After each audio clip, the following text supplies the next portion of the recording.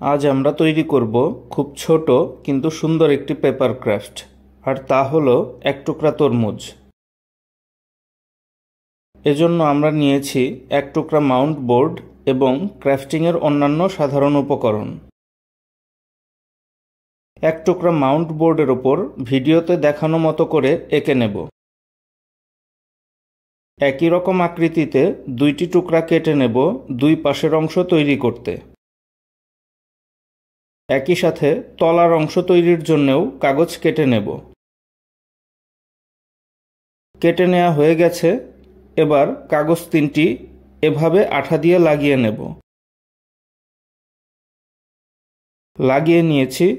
এবার ফাঁকা অংশে লাগানোর জন্য নির্দিষ্ট মাপে আরও দুই টুকরা কাগজ কেটে নিয়েছি। এবার টুকরো দুটি যথাস্থানে লাগিয়ে নেব। তরমুজের মূল কাঠামোটি তৈরি। এবার তরমুজের লাল অংশটি তৈরি করে নেব। এজন্য একটি লাল ফটো পেপার থেকে নির্দিষ্ট মাপে 3 টুকরা কাগজ কেটে নিয়েছি।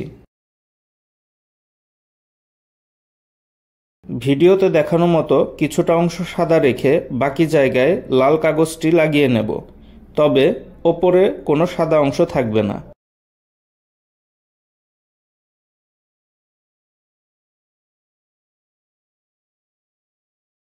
প্রথমেই ওপরের অংশে সম্পূর্ণ লাল কাগজ লাগিয়ে নিয়েছি।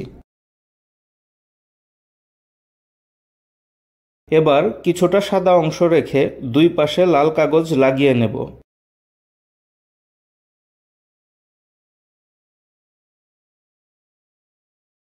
তরমুজের লাল অংশটি তৈরি। এবার তলার অংশেও একইভাবে সবুজ কাগজ নির্দিষ্ট মাপে কেটে লাগিয়ে নিয়েছি।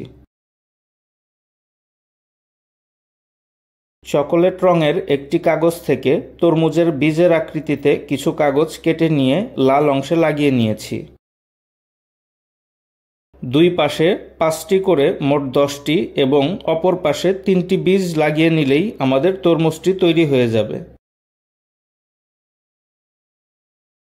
ভিডিওটি সম্পূর্ণ দেখার জন্য সবাইকে ধন্যবাদ।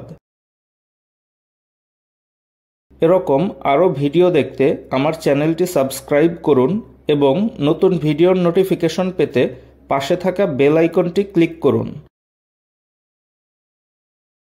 ভিডিওটি ভালো লাগলে লাইক, কমেন্ট ও শেয়ার করুন।